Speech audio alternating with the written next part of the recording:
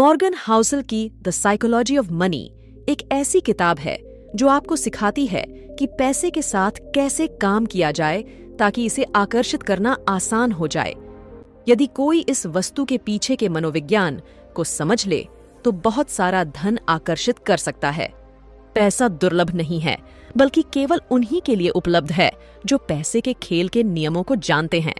इस summary audio book को अब भी सुनें और पैसे के मनोविज्ञान को सीखें और अबंडेंस को आकर्षित करें।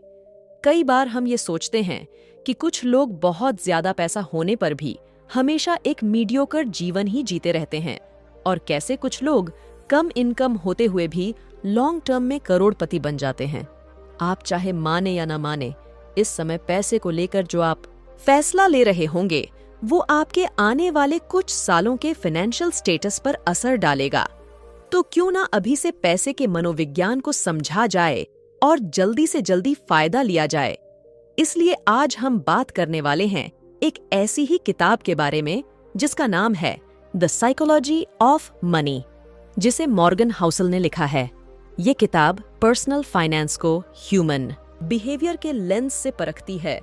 ये कई विषय पर एक ताज़ा नजरिया देती है, जैसे कि बहुत सी पर्सनल फाइनेंस की किताब फोकस करती है ऐसी चीज पर जैसे स्टॉक मार्केट कैसे काम करता है, कैसे स्टॉक्स सिलेक्ट करें जाएं या एक पोर्टफोलियो बनाए जाए आदि।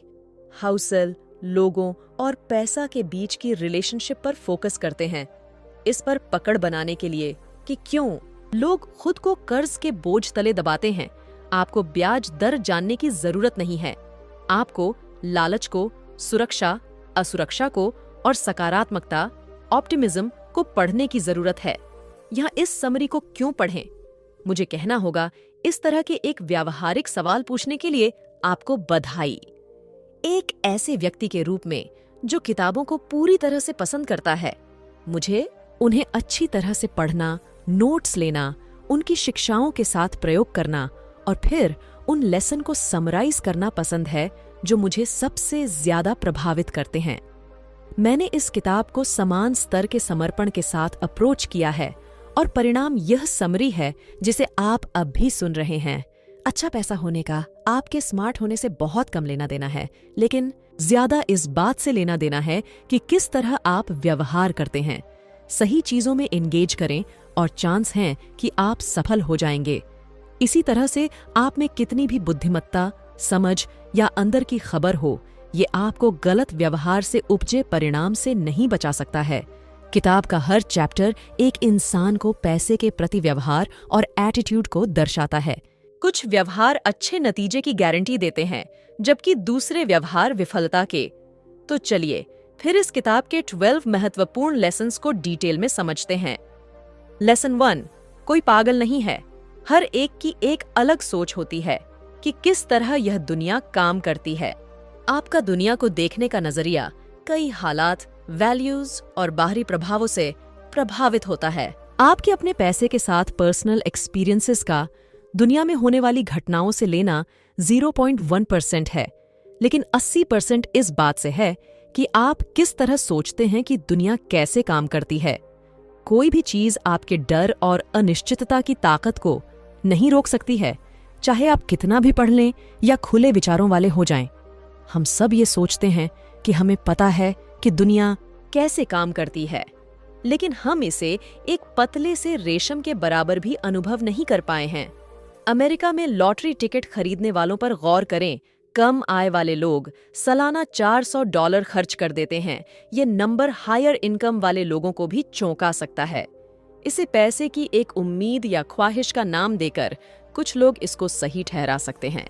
बिना खुद को उनकी जगह पर रखे ये जान पाना मुश्किल है कि वो ऐसा क्यों करते हैं। लेसन 2, भाग्य और जोखिम कोशिशों से आपके नतीजे तय होते हैं, लेकिन किस्मत और जोखिम भी इसमें एक बहुत महत्वपूर्ण भूमिका निभाते हैं। बिल गेट्स उन चुनिंदा हाई स्कूल्स में पढ़े जहां 1968 में कंप्यूटर हुआ करते थे। अगर शिक्षक बिल डूगल की कोशिश नहीं होती, जिन्होंने उस समय एक $3000 का कंप्यूटर खरीदा, तो इसकी संभावना कम है कि बिल गेट्स को वही करियर में सक्सेस मिलती। बिल गेट्स खुद ये चीज मानते हैं कि अगर लेकसाइड स्कूल नहीं होता तो आज माइक्रोसॉफ्ट भी नहीं होता। लेकसाइड में 3 बहुत बेहतरीन कंप्यूटर स्टूडेंट्स थे जो आपस में दोस्त भी थे, बिल गेट्स, पॉल एलन और केंट एवंस। केंट एवंस को भी सक्सेस मिलना तय था, लेकिन उनकी ग्रेजुएशन से पहले ही एक दुर्घटना में मौत हो गई। इसे एक दुर्भाग्य के उदाहरण के तौर पर देखा जा सकता है। किस्मत और जोखिम लेना, ये दोनों वो वास्तविकता है जो हर एक की जिंदगी में उसके खुद के प्रयास के अलावा भी उसके नतीजे पर असर डालती है। ये दोनों चीजें होती हैं क्योंकि सिर्फ आपके प्रयासों के दम पर ही आपको 100% नतीजे मिलने के लिए दुनिया बहुत कॉम्प्लेक्स है। किसी ऐसी घटना का जो आपके कंट्रोल में नहीं है, उसका भी आपके ऊपर अच्छा खास प्रभाव पड़ सकता है। लेसन 3, कभी पर्याप्त नहीं। ये एक कहानी है लेखक कर्ट वॉनेगट और जोसेफ हेलर की, जो एक अरबपति के पार्टी में शामिल होते हैं। कर्ट ने कहा कि ये अरबपति एक दिन में उतने पैसे कमा लेता है जितना हेलर अपने लोकप्रिय उपन्यास यानी कि नॉवल से आज तक नहीं कमा पाया है। हेलर ने कहा, हाँ, लेकिन मेरे पास कुछ ऐसा है जो उसके पास कभी नहीं होगा। वो है काफी। जो आपके पास है उसे खतरों में डालने की कोई वजह नहीं बनती। सबसे मुश्किल फाइनेंशियल स्किल ये है कि आप अपने गोल पोस्ट को मूव न करने दें। खुद को दूसरे से तुलना करना एक गलती है। वेल्थ और जलन पैदा करने के लिए कैपिटलिज्म अच्छा है, लेकिन सामाजिक तुलना एक ऐसा प्रोसेस है जो कभी खत्म नहीं होती है। आपको इस सीढ़ी पर हमेशा आपसे ऊपर कोई मिल ही जाएगा। काफी होने का मतलब है आपको ये पता हो कि किस चीज को अवॉइड किया जाए जिसके लिए आपको बाद में पछताना न पड़े। कई चीजें जोखिम लेने के लायक नहीं होती, चाहे उनसे कितना ही फायदा क्यों ना हो। एक छोटी सी लिस्ट जैसे प्रतिष्ठा, आजादी, दोस्त, परिवार, प्यार और खुशी। जीतने का सिर्फ एक ही रास्ता है कि आप उस खेल का हिस्सा ही नहीं बने। लेसन 4, कंपाउंडिंग वॉरेन बफेट के पैसों के पीछे एक साधारण सा तथ्य है। वो सिर्फ एक अच्छे निवेशक नहीं हैं, वो लगातार 75 साल तक एक अच्छे निवेशक रहे हैं। इनकी फाइनेंशियल सक्सेस को एक फाइनेंशियल बेस में बांधा जा सकता है जो उन्होंने अपने शुरू के सालों में बनाया था और बाद में उसे लंबा समय तक बनाया रखा। इन्वेस्टिंग उनका स्किल है, लेकिन उनका सीक्रेट है समय। अच्छी इन्वेस्टमेंट हमेशा सबसे ज्यादा रिटर्न्स के बारे में नहीं होती। ये उन अच्छे रिटर्न्स के बारे में है जिनके साथ आप चिपक कर रहे हैं और लंबे समय तक दोहरा सके। और यहाँ पर कंपाउंडिंग अपना जादू दिखाती है। पैसा प्राप्त करना और पैसा रखना पूरी तरह से अलग चीजें हैं और पूरी तरह से अलग मानसिकता और रणनीतियों की आवश्यकता होती है। धन प्राप्त करने के लिए जोखिम उठाने, आशावादी होने और अपने आप को वहां रखने की आवश्यकता होती है। पैसा रखने के लिए इसके विपरीत की आवश्यकता होती है। इसके लिए विनम्रता की आवश्यकता होती है और यह भय होता है कि आपने जो बनाया है वह आपसे उतनी ही तेजी से छीना जा सकता है। लेसन 5, अमीर बनना और अमीर बने रहना। पैसा पाना और बनाए रखना बिल्कुल अलग चीजें हैं और इनके लिए बिल्कुल अलग मानसिकता और रणनीतियां यानी स्ट्रेटजीज चाहिए। पैसा पाने के लिए जोखिम लेने की जरूरत होती है, पॉजिटिव बने रहने और खुद को इसमें झोंक देने की। पैसा बनाए रखने के लिए जरूरी होती है ठीक इसके उल्टा की। इसके लिए चाहिए विनम्रता और ये डर कि जो आपने कमाया है वो बहुत जल्दी आपके हाथ से निकल भी सकता है। माइकल मोरिट्स, जो एक वेंचर कैपिटलिस्ट है, कहते हैं, हम ये समझते हैं कि आने वाला कल बीते हुए कल जैसा नहीं होगा। हम अभी तक के मिले इनाम पर आराम नहीं कर सकते।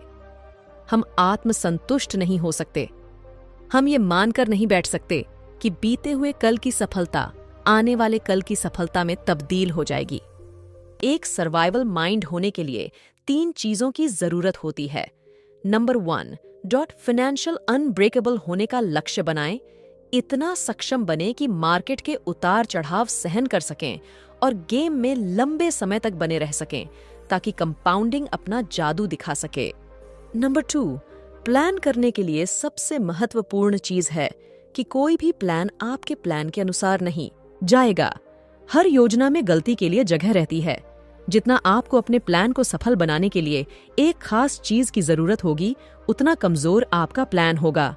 नंबर 3, आने वाले कल को लेकर आशावादी यानी ऑप्टिमिस्टिक रहें, पर सफलता के रास्ते में आने वाली बाधाओं को लेकर भी सचेत रहें।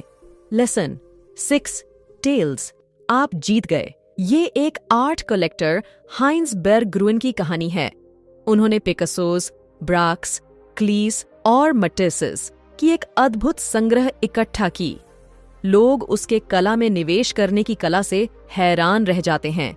सच्चाई ये थी कि उन्होंने बहुत ज्यादा संख्या में कला खरीद ली थे। उनके संग्रह का कुछ हिस्सा ही मूल्यवान था। बेरग्रुइन कई बार गलत भी हो सकता था, फिर भी आखिरी में वो सही निकलता था। कोई भी चीज जो विशाल हो, लाभदायक हो, प्रसिद्ध हो या प्रभावशाली हो, वो एक टेल इवेंट का नतीजा होती है, हजारों या लाखों में एक इवेंट की तरह। अब हम एक वेंचर कैपिटल मॉडल के बारे में बात करेंगे। अगर एक फंड 100 इन्वेस्टमेंट्स करता है तो वो 80% फेलियर का अंदाजा लगा रहे होते हैं, कुछ परसेंट अच्छा परफॉर्म करने का और 1-2% अच्छे रिटर्न्स का। अगर स्टॉक मार्केट में विनर्स और लूजर्स के डिस्ट्रीब्यूशन पर विचार करें तो ज्यादातर पब्लिक कंपनीज फेल हो जाती हैं, कुछ ही ठीक ठाक कर पाती है और कुछ होती है जो बहुत अच्छे रिजल्ट्स दे जाती है। जब आप स्वीकार करते हैं कि टेल ही बिजनेस, इन्वेस्टमेंट और फाइनेंस में हर चीज को चलाती है, तो आप ये समझते हैं कि बहुत सारी चीजें गलत जाएंगी, टूटेगी, फेल भी होगी, लेकिन ये बिल्कुल नॉर्मल है। लेसन 7, वेल्थ वह है जो आप नहीं देखते। वेल्थ वो फाइनेंशियल एसेट है जो अभी तक किसी ऑब्जेक्ट में कन्वर्ट नहीं की गई है।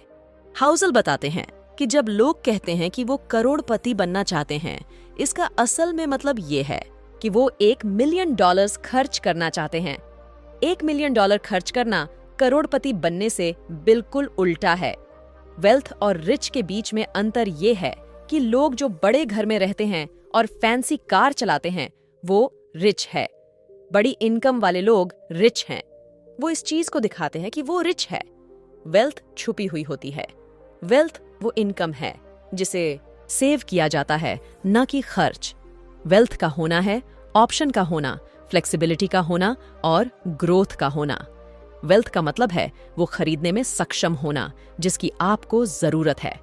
लेसन 8, पैसे बचाएं।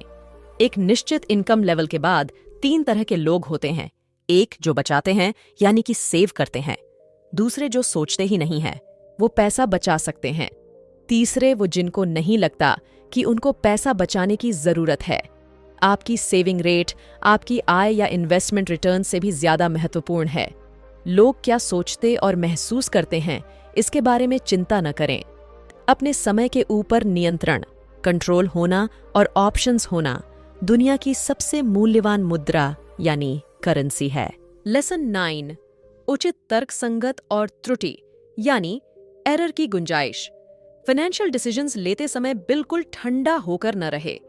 उचित रहने का लक्ष्य रखें। रीजनेबल होना ज्यादा रियलिस्टिक है और इसके साथ लंबे समय तक बने रहने की, जो कि सबसे ज्यादा मायने रखता है। पैसा बनाने के चांसेस समय के साथ बढ़ते जाते हैं। स्कॉट सेगन जो एक पॉलिटिकल साइंटिस्ट है, कहते हैं चीजें जो पहले कभी नहीं हुई वो पूरे समय होती रहती है। याद रखें कि बीते कल की परफॉर्मेंस आने वाले कल की परफॉर्मेंस का संकेत नहीं होती है। ब्लैक जैक और पोकर के प्लेयर्स को पता होता है कि वो संभावनाओं के साथ खेल रहे हैं, निश्चितों के साथ नहीं। सबसे बेहतर प्लान ये है कि उन चीजों के लिए प्लान किया जाए जो आपके प्लान के हिसाब से नहीं जाती हो। आप इसको गलती के लिए जगह होना भी कह सकते हैं। ये इकलौता तरीका है सुरक्षित रूप से ऐसी दुनिया को दिशा देने का जो कि अनिश्चितताओं से चलती है, न कि निश्चितताओं से। ऐसी चीज के लिए तैयार होना या उम्मीद करना बहुत मुश्किल है जिसे आप देख नहीं सकते। तो आप क्या कर सकते हैं? आप ये कर सकते हैं कि आप फेलियर के सिंगल पॉइंट को अवॉइड कर लें, फेलियर के इम्पैक्ट को मिनिमाइज कर सकते हैं। असफलता का सबसे बड़ा सिंगल पॉइंट ये होता है कि आप अपने खर्च और जरूरतों के लिए सिर्फ एक इनकम के सोर्स पर निर्भर रहते हैं, वो भी बिना किसी सेविंग्स के। बुरे दिनों का फंड एक अच्छा आइडिया है। उन चीजों के लिए पैसा बचाएं जिन्हें आप अनुमान या भविष्यवाणी नहीं कर सकते। लेसन, आप बदल जाएंगे। हम खुद के फ्यूचर सेल्फ के एक बहुत बुरे प्रेडिक्टर होते हैं। हमारी अभी की जरूरतें चाहते वो नहीं होती है जो हमारे फ्यूचर सेल्फ की जरूरतें और चाहते होंगी। लॉन्ग टर्म के लिए सोच पाना और इफेक्टिवली डिसीजन ले पाना बहुत मुश्किल होता है। क्या सच्चाई को स्वीकार करें कि एक इंसान बदलाव होने के लिए ही बना है। आज जो आपके लिए मायने रखता है, हो सकता है आने वाले 10 साल में उसका कोई मतलब ही नहीं रहे। डूबा हुआ लागत यानी संक कॉस्ट, बीते हुए कल के बुरे फैसले को आगे बढ़ाते जाना, जिसकी भरपाई होना अब संभव नहीं है। ऐसी दुनिया में जो लगातार बदल रही है, ये एक शैतान का काम करता है। ये हमारे भविष्य को हमारे अतीत का गुलाम बना देता है। ये उस अजनबी की तरह है जो आपकी जिंदगी के बड़े फैसले लेता है। जैसे कि आपने एक बिजनेस में इन्वेस्ट किया और बुरी तरह फेल हो गए। अब आप इसे जारी रखने का सोचते हैं क्योंकि आप बहुत पैसा लगा चुके हो, बिना ये सोचे कि आगे भी चलकर ये जरूरी नहीं है कि आप पैसा बना लेंगे। जो चला गया वो डूबा हुआ लागत है।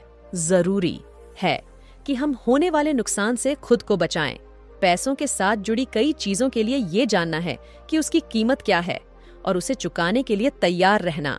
सफल इन्वेस्टिंग एक कीमत मांगती है, लेकिन इसकी करेंसी डॉलर या सेंट नहीं होती। ये होती है अस्थिरता, डर, शंका, अनिश्चितता और पछतावा।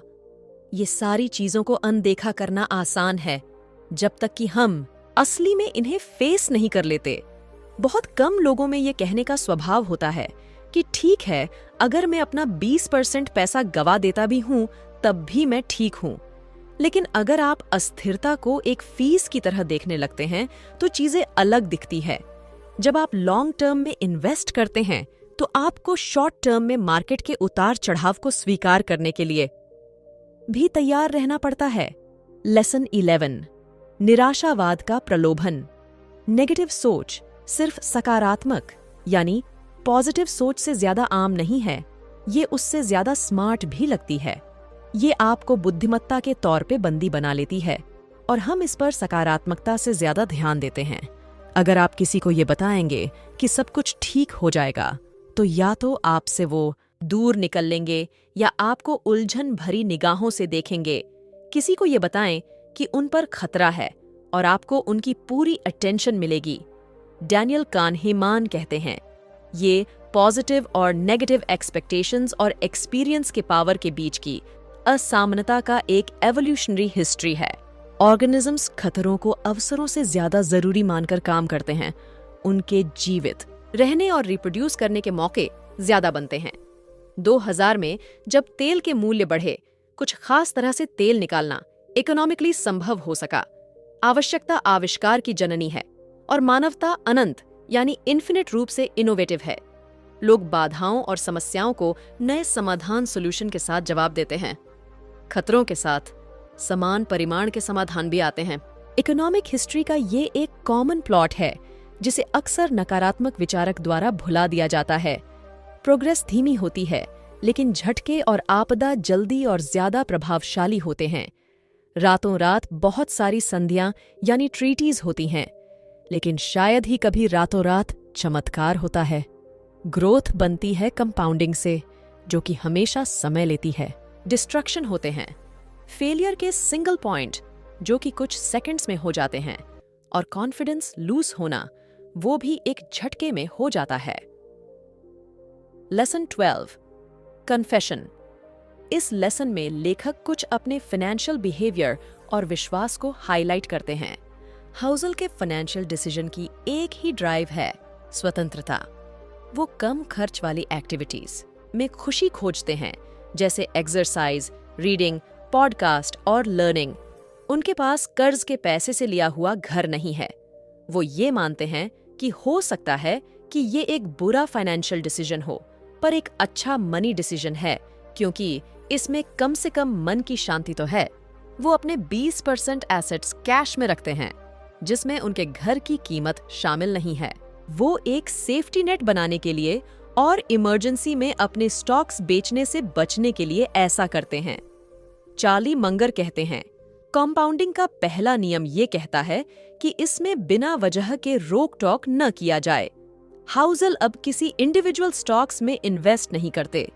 हाउज़ल ने सभी stock market investments low cost index funds में कर रखे हैं। कुछ लोग एवरेज मार्केट को आउट परफॉर्म कर देते हैं।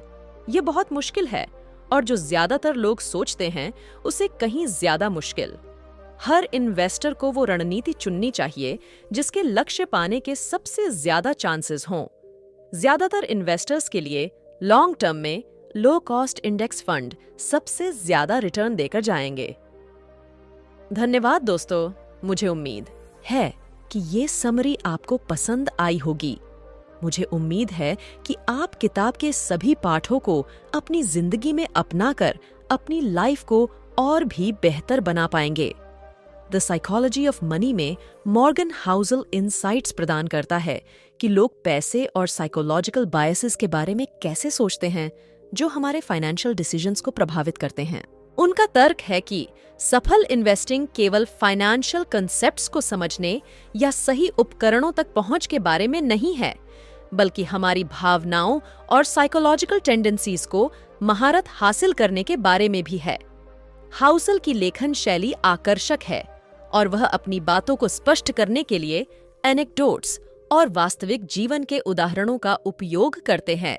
वह इम्पल्सिव निर्णयों से बचने, लॉन्ग टर्म पर्सपेक्टिव विकसित करने और फाइनेंशियल सफलता में भाग्य की भूमिका को समझने के महत्व पर चर्चा करते हैं। किताब की एक ताकत यह है कि यह अच्छी आदतें विकसित करने के महत्व और निवेश के लिए एक कंसिस्टेंट अप्रोच पर जोर देती है।